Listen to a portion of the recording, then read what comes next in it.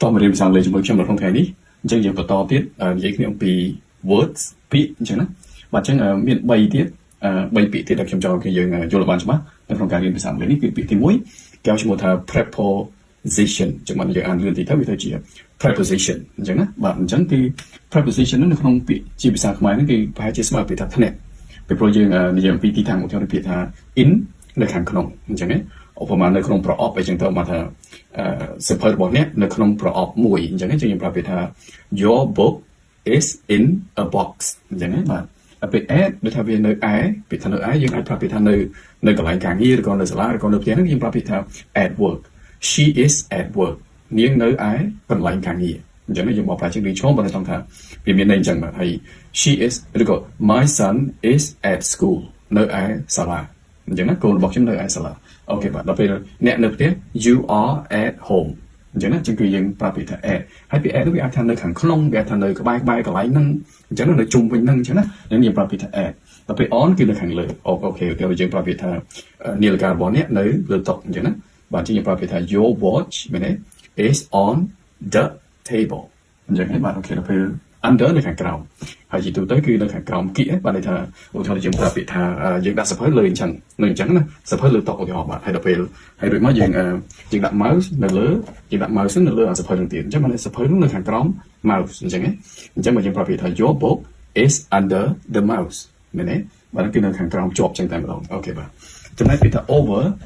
គឺរំលងឧទាហរណ៍យើងសម័យមើលឃើញថាកប៉ាល់ហោះនោះវាហោះរំលងស្ពានណាចឹងយើងប្រាប់ពាក្យថាម៉េចយើងប្រាប់ពាក្យថា the plane is flying over the bridge អូខេបាទនេះគឺជាពាក្យទី1ហើយពាក្យទី2គឺឲ្យឈ្មោះថា gerund បាទ gerund ហ្នឹងគឺយើងយកកិរិយាសព្ទបូកជាមួយនឹង ing ប៉ុន្តែខាតត្រូវតែដើរតួជានាមប៉ុន្តែអ្វីដែលយើងត្រូវចាំហ្នឹងពេលដែលវាអ្នកណាក៏ដោយឲ្យតែដើរតួជានាមហ្នឹងគឺអាចធ្វើជាប្រធានបានប្រធានប្រយោគរបស់យើងជា subject អាចដើរតួជាកម្មបទនៃប្រយោគរបស់យើងបានជា object ឥឡូវយើងមើលនៅក្នុងប្រយោគទី1គេដាក់ថា running is my hobby but running ហ្នឹងតាមពិតកិរិយាសព្ទរបស់វាគឺ run ប៉ុន្តែពេលយើងថែម ing ហើយវាដើរតួជាប្រធានមែនទេវាជាប្រធាននៃប្រយោគរបស់យើងណាបាទអញ្ចឹងគឺបានន័យថាវាជានាមអញ្ចឹងយើងអាចបកប្រែថាកំពុងរត់ទេយើងបកប្រែថាការរត់ព្រោះវាជានាមអញ្ចឹងណានៅក្នុងន័យខ្មែររបស់យើងគឺយើងថែមការថែមភាពថែមសេចក្តីហ្នឹងវាទៅជានាមហើយបានន័យថាការរត់គឺជាអ្វីដែលខ្ញុំចូលចិត្តមែនទេជា hobby ជាអ្វីដែលយើងចូលចិត្តធ្វើណាបាទហ្នឹងគឺជាឧទាហរណ៍ទី1ឧទាហរណ៍ទី2គឺ she likes running អូខេបាទអញ្ចឹងយើងឃើញថា like នៅពេលនេះគឺជាកិរិយាសព្ទនាងចូលចិត្តបាទពាក្យថាចូលចិត្តគឺចូលចិត្តអីមែនទេអញ្ចឹងចូលចិត្តហ្នឹងគឺជាសកម្មភាពគឺជាអំពើធ្វើទៅលើអីមួយហ្នឹងចូលចិត្តអីបាទអញ្ចឹងចូលចិត្តការរត់អូខេចឹងម្ដងទៀតអញ្ចឹង running នេះក៏ជា run ដែរប៉ុន្តែវាដើរតួជាកម្មបទរបស់កិរិយាសព្ទ like ទៅវិញចឹង running នេះគឺជាប្រធានរបស់ប្រយោគទាំងមូល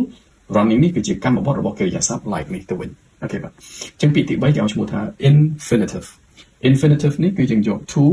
បូកជាមួយនឹងកិរិយាសព្ទហើយជាទូទៅវាបង្ហាញអំពីគោលបំណងអីមួយអញ្ចឹងណា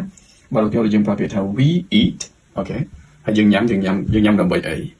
we eat អីបាទយើងញ៉ាំអីបាទអញ្ចឹងយើង rice នេះគឺជាកម្មបទរបស់កិរិយាសព្ទ eat ហ្នឹងអញ្ចឹង we eat rice ប៉ុន្តែដើម្បីអី to survive នេះគឺដើម្បីរស់រាន